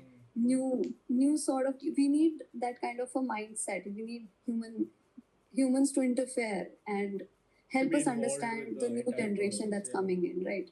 So AI might not be able to do that in the long term. It can do the repetitive jobs and everything around. It can do menial jobs. It can create designs. But when the human layer comes in and we actually want to connect with people, the newer a whole new generation. I won't even right now I cannot connect with somebody who's in second grade or third grade. They have a completely new mindset going on, right? You cannot connect. You always trying to find ways to connect with the newer generation, but there'll always be generations gap that has to be filled with new workers coming in and employments and junior designers coming in and their ideas also, because a lot of times my senior designers and me used to have a lot of conversations how certain designs can work and cannot work, and those kind of conversations is not what AI will always understand. It might get perfected to a point Okay. where a lot of things can be done, but I still believe that the way the humans work, our brain, our insights, the generational, you know, instincts that we have, the way our mind work, I don't think so AI can truly replace that. And jobs will be created lesser and lesser, Mhm. but there will always be somebody as a junior working for you. Most probably, yes. That's the way I can put it. I think, Okay. yeah. Hmm.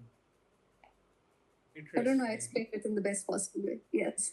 No, I kind of got what you were saying. But while you were talking about all of this, how you need to interact with them and need the human brain, like the first thing that came to my mind was the new model by Anthropic. Have you seen Claude 5? They call it Fable. It got banned by the US government. Yeah, it got banned. Like, have you had the chance to use I it? did not. No, unfortunately I did not. I missed out on it. But they do say I did meet another designer recently Mhm. who had used it, and I think he was able to create a lot of better designs. A more a good design system around it, and it was able to execute it very well. And that's when I was saying Figma MCPs and things have come into place. So now design systems and creating designs which are Hmm. not AI slop. Initially, everything had become AI slop. We could figure out what is AI and what is not. But right now, I think even that barrier is being closed with newer versions of Oh yeah, models it's coming in. actually crazy. So, in my experience, what I did was I had the thing connected to my terminal. I had Cloud Code offline. I opened Fable, and I gave it access to my portfolio website. Right. So how you would talk about, okay, you have different cultural nuances that you have to take care of, especially when you're building a project for the Emiratis. So they have a lot of cultural nuances. My portfolio website had same issues, like there were a lot of cross domain things going on, and Fable 5 was able to take all of that in, articulate it in its own words, and build my website while writing the code, Yeah, yeah, and it it does was that. it was able to do it in under 5 minutes. Yeah, that's what I was trying to say. It can find UX constraints and problems. It can figure that out even via if I place a screenshot of my design Uh-huh. and I just tell AI like figure what's wrong with it, why it's not working, or why I can how I can improve it. It can do that Hmm. job very easily. Yeah. So So it uh, is scaring. Yeah, it does it's scare you. troubling towards the job as well, obviously. But we'll have to find a way to work around it, So work with it. Honestly, at this point. you'll have to work Yeah. with it, and like it's crazy at the rate at how fast these models are evolving, and even I feel like my job is gonna go for sure.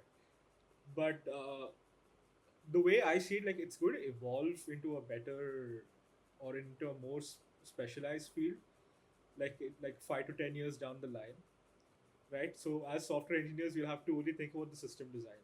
How does the entire Yeah. architecture look like, and how people are going to use it, and what's the best way to make use like efficiently use resources? Because that's something, like in my experience, even with the best models, you cannot have AI optimize it to that extent that a human can. Even a mediocre programmer can do a better job at optimizing than AI can, and that's my opinion, because the human has complete access to all the resources. So in the long run, how do you think your job is going to evolve, and what would be expected of you when you interact with AI, like 5, 10 years in the future? Um. It I'll have to become a generalist for sure at Uh-huh. some point, because even like today, us as designers have have a lot of asks in our job itself. Like we are Hmm. asked to do 3D development if we know anything around 3D, or we know around branding, and we create social media posts. Like designers are expected to be like a holistic skill set even today, I'll be honest. And I think with AI, that barrier has been closed so much that at some point UX designers would be developing stuff from 0 to 100.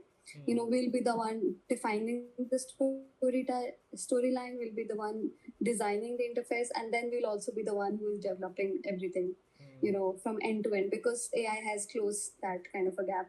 And I think it will happen for everybody, even for developers and coders. They'll be able to design stuff in minutes. Yeah. It can do, AI can do basic UX. Obviously, it can do that. That's why I take its help, right, at some point. If my mind is so, I'm so exhausted, and if I'm having some sort of a day that I don't want to work, AI is there for me, and it does my job to a certain point at least. So I think that gap will close, and at some point, everybody can do everything. They'll be able to do it. Developers will become designers, and designers will become developers, and we'll all do the same job. But the only difference would be our way of thinking, the way we execute our ideas, and the way we are using our tools. I think right now there are still designers who use ChatGPT as like Google. There is still a set of people who are using LLMs as Google, and they're just doing the basic stuff. And there are certain people who want to upskill themselves and go take that notch up. So it's just that this AI is accessible to literally everyone in today's age, and it's just how we are making use of it. If a designer wants to, even today, I can develop a website, a vibe code. I can vibe code a website even today. So that kind of we have crossed that line way before. Like it's no more an option. It's there for us, and even I'm trying my hands on it. Like I've tried some sort of ways to create something that maybe I won't need a developer in future, and it will cost me like 5% of what it would have. And but for me, if I look at myself as a UX or designer, I find myself with an edge. I think since I have some knowledge of immersive tech, maybe AI would not be able to penetrate that much into immersive tech yet, because that industry itself is very niche right now. It's still growing in its own way. So I think it will penetrate UX design completely. It has, more or less. It will after some point. But the human layer would always be needed. That's given. But at some point, our jobs will be, merge into something like a more general and something more that everybody can do. But it's only that we as humans have to find our edges. We'll have to find our USPs. What's our unique selling point? What makes me unique against you? Because you will be doing what I can do, and vice versa. So that edge is something that I'm looking for. I'm preparing myself for the AI world, and I'm preparing myself what edge I can offer to the world. And I think everybody needs to do that. And otherwise, we're just unemployed at some point. Previously, like when I asked you about using AI and how AI is going to evolve down the line, you said like, okay, we need to head into being more generalist into who we are. Like, anyone can vibe code, anyone can do design. So you'll have to be more general and be able to do all of them. But at the same time, as a human being, we need to find our own edge. So that in a way is like, specializing in something. So like, how do you, marry those two ideas together, if you will? Like, how do you bring them together, being a generalist and a specialist at the same time? So right now I'm seeing, since I said we'll become a generalist at some point, but that's still quite a long journey if I look at it in my POV, because I might be able to send a prompt right now and code something, but then even vibe coding comes with security risks. I do understand a lot of. I'm trying to understand. I do not understand. I'm trying to understand a lot of constraints of coders as well. Like initially, I would not. As a UX designer, I did not pay so much attention to it. But right now, since we are closing the gap, I'm also trying to understand what are the constraints of a developer, because there is a very famous fight between developers and designers, because a designer who does not understand a developer's constraint would design just anything. Yeah. And we have to consider developers' constraints also, right? We need to understand what can be developed and how much, heavy that kind of a software would be, the lag and everything around it, right? And there are security risks. Right now, people are vibe coding, but another layer is that is surfacing is security risk, and anything can be. Now people can hack more easily if you're not, paying more attention to the security part of vibe coding. And that's why I think specialization can happen in two ways. I am good at what I'm doing, and I'm trying to specialize in my own domain as well. Obviously, I cannot stop my own learning.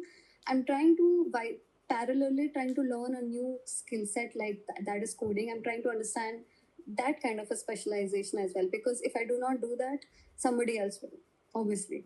So I'm doing two things in a parallel. At the same time, I'm trying to find an edge. So it's a very competitive zone right now. Everybody, I think me, I would be honest, I'm living in some sort of a FOMO since the past few months, because there is so much going on in the AI world, and the industry is changing at such a faster pace. I need to understand things in a much faster manner. I'm incorporating AI on a faster pace in my own workflow. I'm trying to understand how I can use it in a way that I can execute things, not just, pitching and doing the basic work, actually doing the hardcore work also at the same time. So I'm specializing in my own domain. I'm specializing in something that was not supposed to be my domain, but I have to do it because I need to understand things in that realm as well. And I have to find another specialization where I'm finding my edge also, because everybody is also doing that, right? I have met developers who are trying to understand UX design at this point, because they also want to build something that is good and that works in terms of UX. And I have met designers who are vibe coding stuff. So a lot of parallels are being met here. And I want to be very conscious about it. I just don't want to get into it. I want to actually understand everything that is happening. And that's when I said my edge would be immersive tech, because since I have some sort of specialization in that tech as well, maybe somewhere down the line I can do something culminating AI with immersive. Like maybe I can finally execute something with AI, but that is something still untouched. AI has just gotten up to UXY. It has not gotten, it has not broken the barrier of, let's say, Vision Pro or VR, creating a VR world on its own. That's something I still have to figure out. And that's where everybody, I think, would find their edge somehow, somewhere. Interesting. So let's say you were graduating today, right? In the world of AI, what advice would you give yourself? Okay, this is what you're supposed to do. This is how you're supposed to do it. Okay, advice.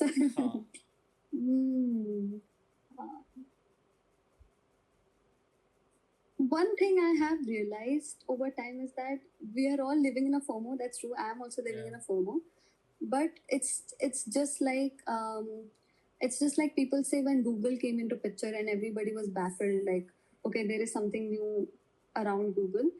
It was I think AI would also become a part of our daily life, right? At some point, in many ways, it will become a part of our life. It's not just work. I think at some point we'll be using it for daily, lifestyle also. Maybe. I'm that's the foresight I have, right? So my only advice would be to use AI and understand it through and through, especially the negatives. I always think of it in a way that people are always, highlighting the good of AI, but nobody highlights the bad of AI. I'm always looking out for what cybersecurity risks that AI has, what are the bad side of AI. Because right now, because I've become so used to AI, my thinking capabilities have shortened a lot. I always need AI's help a lot these days. Wait, so that happens to designers too? I'm surprised. Yes, true.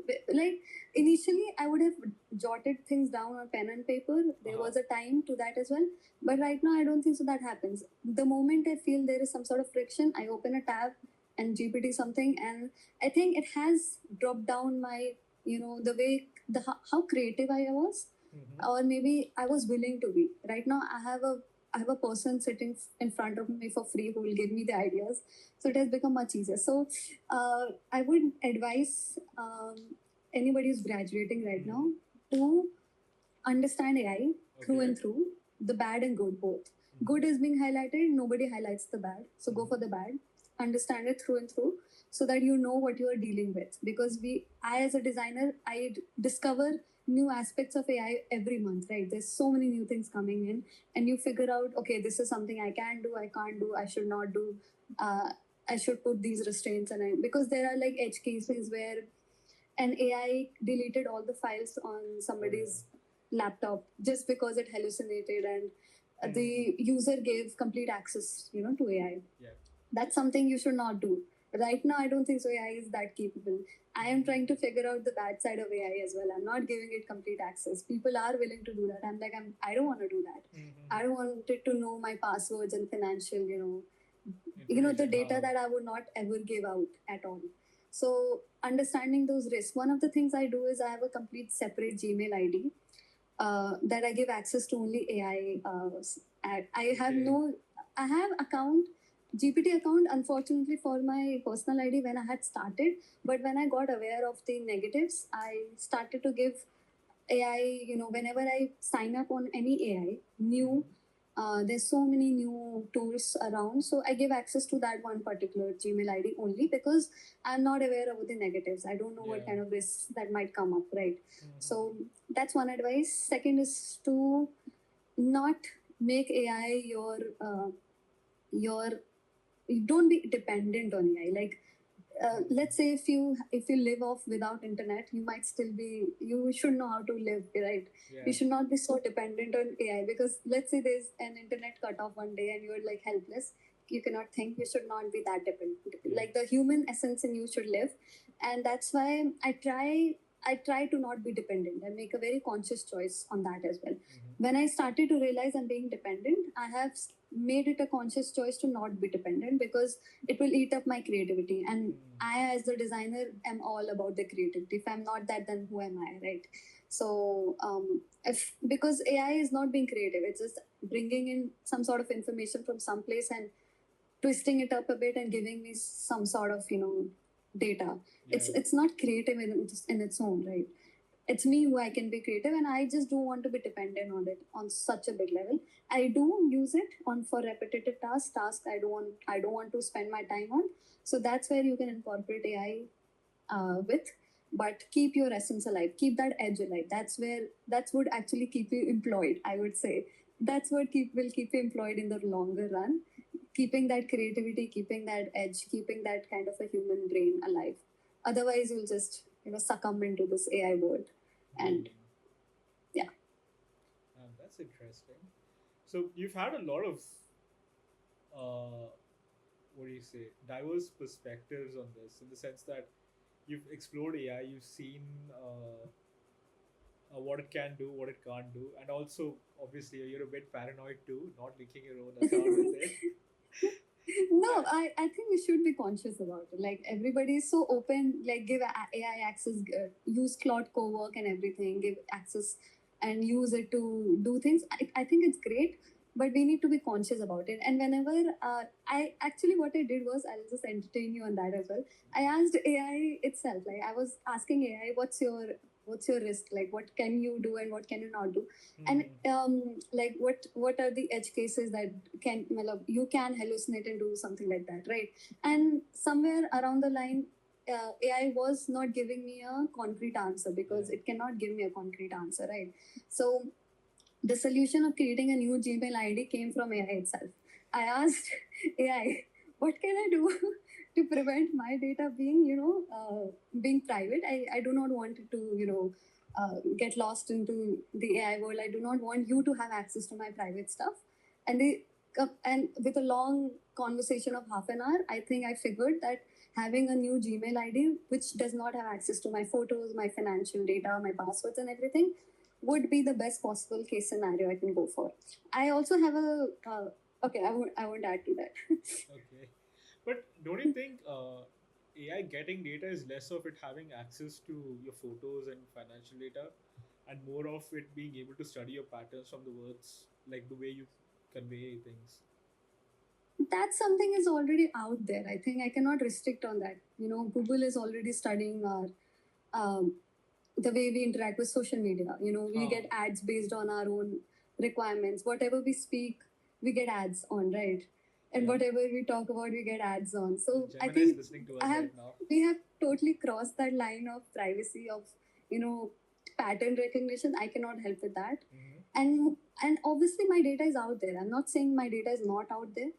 It's obviously out there. All my information is out there. We have a digital footprint, but I want to still make a conscious choice to not give it access to whatever personal set of data that I would not give out. Everything regarding what's on my desktop. There's certain passwords, there's certain things. I'm trying to be conscious. I don't know how it will help. Maybe it will help me, maybe it will not. But my way of making myself feel good is that I have a completely different Gmail account, which even if let's say one day gets leaked or hacked, it will just affect my that particular Gmail account and that particular set of data, and it won't affect anything other than that. And I'm not giving AI access to my desktop, my local system. I'm not doing that. I'm trying to be conscious until I'm very sure that the security and safeties are put into picture, because we'll all have to be aware about it, right? Everybody makes these big statements that your security is all good, but Yes. we all know that it's out there, right? So we have to make a conscious choice around that. So I'm always also looking at the bad side. What is something that we're not revealed with, and we are just like lab rats who are also training AI at the same time, because we're using it so much. So we are also training it at the same I time. want So to cut you off over there because I have a very yeah, interesting question. Right? yes, Google is studying your patterns, right? And it's recommending ads, and it's probably designing its apps based on user interactions, right? yes. So, do you think it's ethical as a UI UX designer to track and capture all of the user data and then design your applications? Like, what do you think about it? Is it ethical, not ethical, or what's the best way to do about The line is quite blurred. you know, so somewhere down the line they would have taken our permission. It's not that they would not have taken our permission. We do allow apps to track our location. Mhm. If you would have noticed, whenever you download a new app, it asks you a lot of permissions to it? give you notifications, to allow tracking of the app, and your location. Even when you go to Google, it asks that let me track your location and everything, and that's how it will give you information. There's a lot of permissions that they ask you, and once you give out the permission for always, like allow always, it's open. It's a open world for them to track anything and everything. So the line is quite blurred, because we are the ones who gave them the permission, and we are also the one who are not questioning it. We all know that something fishy is Going on, happening yeah. when whatever we say and we get the ads, and that's not magic. It's something is there, but nobody's questioning it as well, because they're okay with it, because it's making our lives better somewhere. I saw this very interesting. No, sorry, I heard this very interesting regarding the same ad kind of scenario. So a lady was getting a lot of pregnancy related ads, and she was like really disturbed around it, why these pregnancy related ads are being shown up on my Instagram and social media handles. And with a lot of thought around it, she figured that one of her period tracker, she did not update it on her period tracker that she got her periods for that particular month. So that's how she figured that maybe the app figured that she's pregnant, and the app somehow, the data was being transferred to her social media apps for the pregnancy related ads. So somewhere somehow we have given them permission for sure to track. To we cannot Crazy. legally condemn them for it. We have given them permissions. We have given them, allowed them, and they are doing it. The data is being sold. We all know our data gets sold and gets used. AI is also being trained on a similar parallel, I guess. The more we use it, our data gets circulated, gets trained. That's how AI is also getting better and better. So we have totally crossed the line. I don't think so there's a line between ethical and unethical anymore. It's just that what we put out as a boundary. Like I personally, at a very niche level, I'm putting a boundary that I would not be willing to give AI the access Okay. to my personal files. People are doing that. It's open to them. It's my own personal boundary. And I won't do that until I'm 200% sure about AI. So I think the moment we are in a digital realm, the idea of pattern tracking and But everything okay, has let's say has been all blurred. the data is out there, right? Even the Yeah. kind of data a user didn't want to give is still out there. What Okay, kind of a like data? I didn't. Let's say my location data is out there. I don't wish to give my location data, but I have to use Google Maps. तो Yes. allow करना पड़ा. हाँ. ठीक है. तो So that's like a necessary evil, right? And you as a designer have access to all of the data. Would you or would you not use it to, you know, uh, build your experience around like whatever product you're building, like, or how else? What other way would you use to build your product? If I'm just given the data and not told that how it was procured from, I mean, I it's think I obvious would it's use it. unethical. Yeah, I would use it for sure because UX comes down to the line where I'm trying to understand the pattern and find problems. So actually, it's like getting the shoes of a person and tracking them, like tracking their body language, trying to understand what's their problems, how they feel, how maybe a smallest feature could be troubling them, and then a UX designer would come in and fix that feature and make the experience better. You know, there are certain pop-ups where there is no cross button, and you're like frustrated as a user, like where is the cross button? I want to go back. I don't want to see this pop-up. It's bad UX because there has to be always an exit for the user. It's like basic principles that we go for.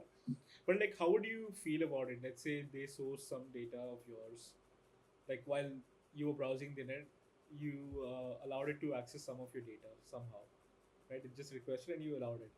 Like, how would you feel if they designed an app based on that? I would feel, I would feel like my privacy was being has been taken away from me. It would feel like that. But it depends. Like they're not actually revealing it to the public, right? It's the data is being fed to a system, and it is creating a solution for you. I would feel like even on a general basis, I feel that my privacy is being hampered. I would rather have like a sticky on my cameras, or people do that, right? They do not want that, but I feel that on a everyday basis, it has become like a regular thing, even I as a user. But I also understand that this data is not being leaked to the public until unless it's not being leaked.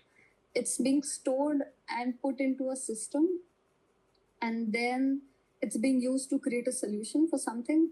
I think I would be like 50% okay with it. Like if it's being used, like I would be 50% okay with it because all in all, even I'm getting a better result, maybe somehow.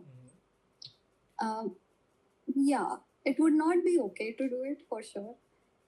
And it would be better if they asked us upfront. That would be a better. I mean, they do technically ask upfront. Yeah, they do. That's what I'm saying. They do, and we can't condemn them in some ways. And it's not being leaked to the public also. Some data does get leaked. I think there are hackers who leak and the data gets leaked. That's a problem. That's when things get problematic, I think. Like, how would you as a UI UX designer find an alternative path to, you know, design your experiences without using the unethically sourced data, or, you know, something that was just a system which just kept tracking users and gave all of the data to you? I did not understand what you were trying to ask. Like, how would I use a data that is ethically sourced? No. Like, let me rephrase the entire thing. So let's say you're a UI UX designer and you need data to build your experience, right? If the user wants to have some sort of you want to have some sort of impact on the user, and you want the user to take away something from the entire interaction, you will need some sort of user persona, right? Is there an alternative way for you to build those experiences without having access to this data, like the data that is being collected by trackers?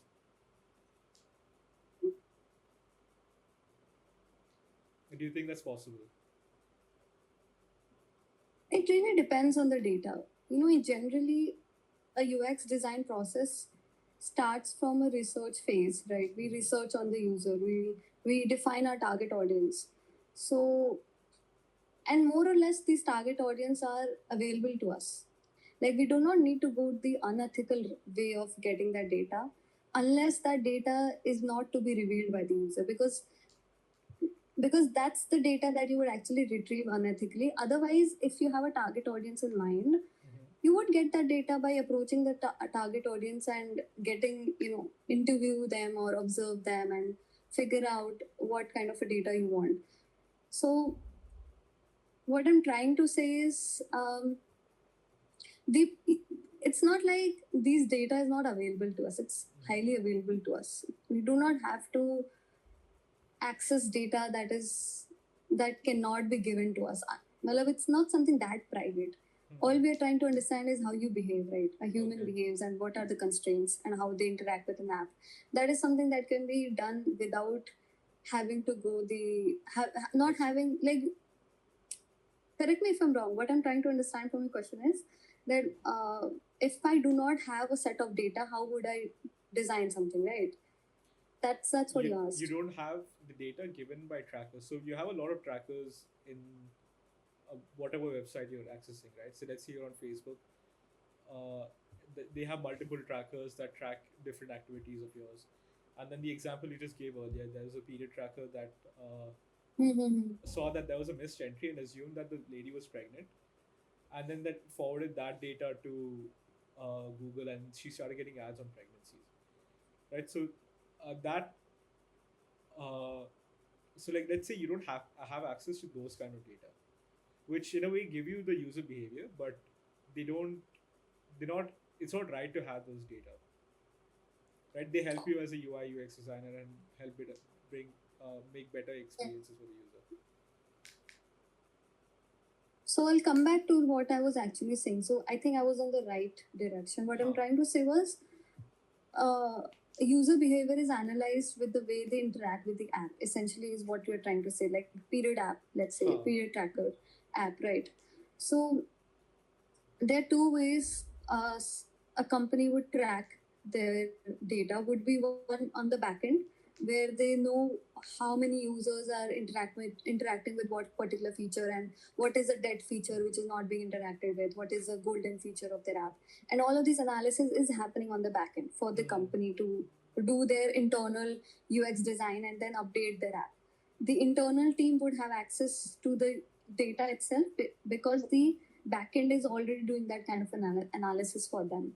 So for the in-house UX team, it's easy to get that kind of a data.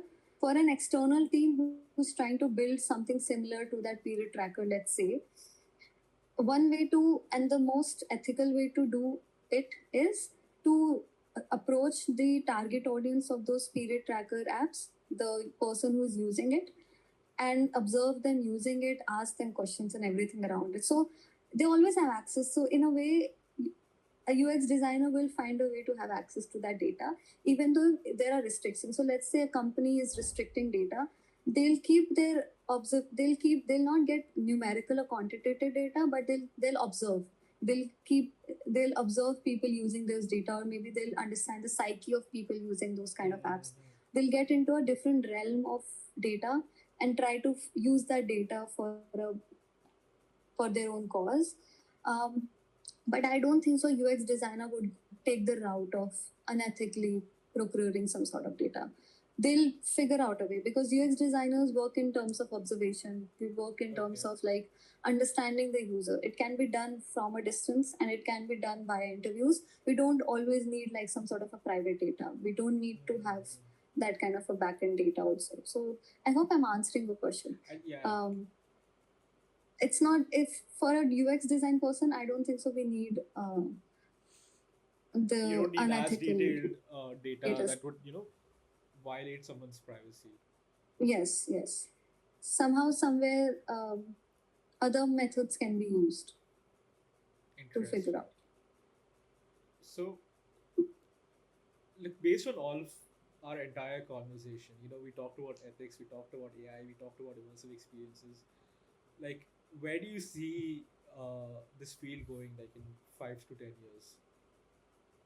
AI in general, like your field as the UI UX designer, based on like everything we've talked on. Okay. UX UI, I think there would be parts of UX UI which would be accessible to a lot of people nowadays, because the basic design principles that we follow, there are certain basics and fundamentals we keep in touch with, like accessibility, inclusivity, empathy, all of these things we keep in consideration while designing anything. A UX designer can design a book as well. We can understand how We can interact, the pages, the material, like everything. So basically, essentially, UX design is something even you would be incorporating in your own life. It's just that you don't realize that the material you choose for your clothing is also a user experience on its own. You decide, okay, I want to wear this particular clothing because I feel good in that. It's a user experience in a very niche way. So even you as a person is doing user experience. Everybody has that quality of doing user experience in their own way. Like a chef who is designing a plate is actually designing the user experience of how you'll eat a food. Right? Everything is a user experience. Your phone's being designed, being slimmer, being, all those things, all those decisions being made, product design in a way is also user designing the user experience for the user to interact with. So what I'm trying to tell you is at some point UX would become a very general concept that AI can also incorporate because those principles are out there. It's a written kind of a thing. These things are can be adopted at some point because AI can figure out what's wrong and right even today. Like if I feed in an app screenshot, it can figure out what can be improved, right? So that kind of thing has been completely diluted with it is like out there already. What would be left is my way of analyzing people. I think um, the skills of a human, I think something that cannot be adapted by a computer or maybe a digital tech. AI at some point might not be able to connect the dots the way I do. Maybe it will have all the data set. It might create patterns around it, but essentially there are generations of data in the human brain also that it can create connections and it can create some sort of conclusions. I think the end part is what would be left. Everything else can be somehow adapted by AI that's out there, but the way humans work, the way we incorporate UX in every day, and the way we come up with solutions, like Indian population is known for jugaad, right? Yes. The jugaad comes from an essential idea of finding solutions to our own problems. And there are unique ways to do that, right? So many unique ways an Indian person comes up with to find a solution to their problem. And that's user experience in its own way. It's a very unique way of approaching life that we do. So I think that has come with generations of knowledge that us as a population come with, right? It cannot be copied by an AI. AI can copy everything that's out there on the internet. It can get all the knowledge that we have, but the essence of us solving our problems in that unique touch, that unique essence, that is something that would be left, and that is only thing I think a designer would be adding to it. As again, coming back to what I said, all my tasks can be done by AI, but then at the end I need that human interference to conclude that project. I think in even in UX design, everything can be copied, everything can be done at some point.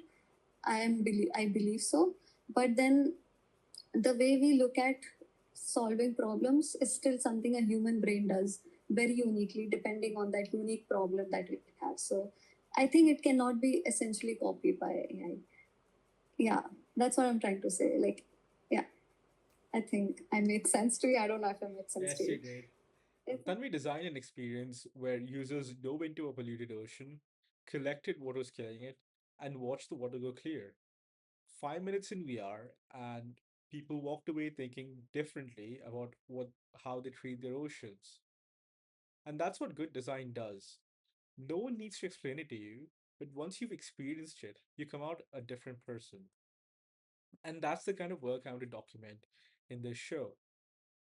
If you enjoyed this episode, please share it with someone you think would benefit from it. And stay tuned for the next episode. I'm Albert, and this is Plain Text. Thank you for watching.